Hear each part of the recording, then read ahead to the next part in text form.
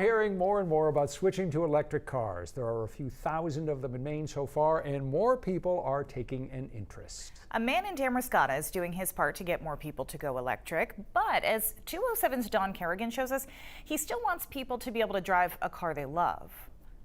Keith Warren and Shannon Parker like their electric car, but they truly love the old classics, like her near-perfect Chevy pickup. And their cherished 20-year-old BMW, a car that Keith says has been great to drive, but mechanically a pain. That's kind of when I started to think about what would really make this car feel like some of the other cars that I've had and make me drive it all the time. And I said, if it was electric. So, being an engineer, he designed it and then built it.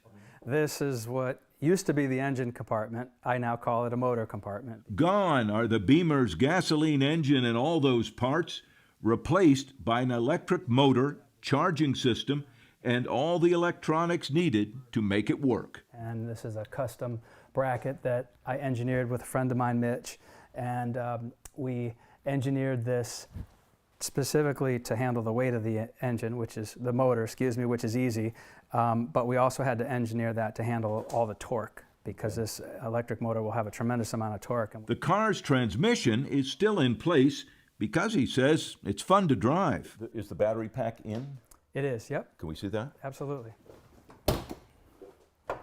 The car uses a pair of remanufactured Tesla batteries installed in the trunk and designed, says Keith, to leave enough room for a set of golf clubs. The car wasn't quite done when we visited, so we couldn't drive it. But Keith hopes to have it on the road in just a few more weeks. How excited are you for the chance to drive this? It's all I can think about. It's the first thing I think about every morning and the last thing I think about at the end of the day. And does your wife share that excitement? Absolutely, yeah. Because this is now his business.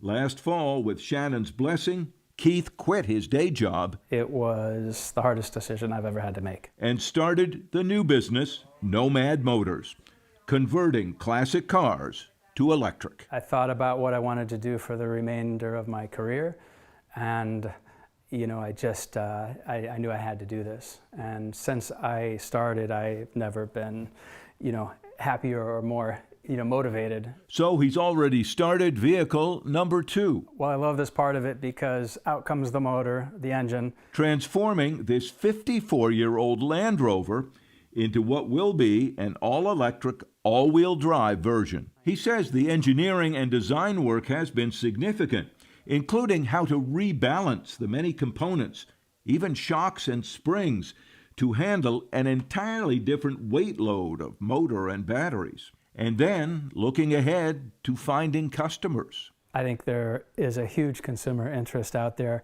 I'm amazed whenever I talk to anybody about this. I'm really amazed at how they raise their eyebrows and say, oh, that's a really awesome idea to take an old car and convert it into electric. But these conversions won't come cheap. The parts and pieces are expensive to purchase up front, and so I would say that a conversion for a vehicle that is smaller and simpler, and there might be kits readily available that you can buy, I would say the conversion cost could be $50,000.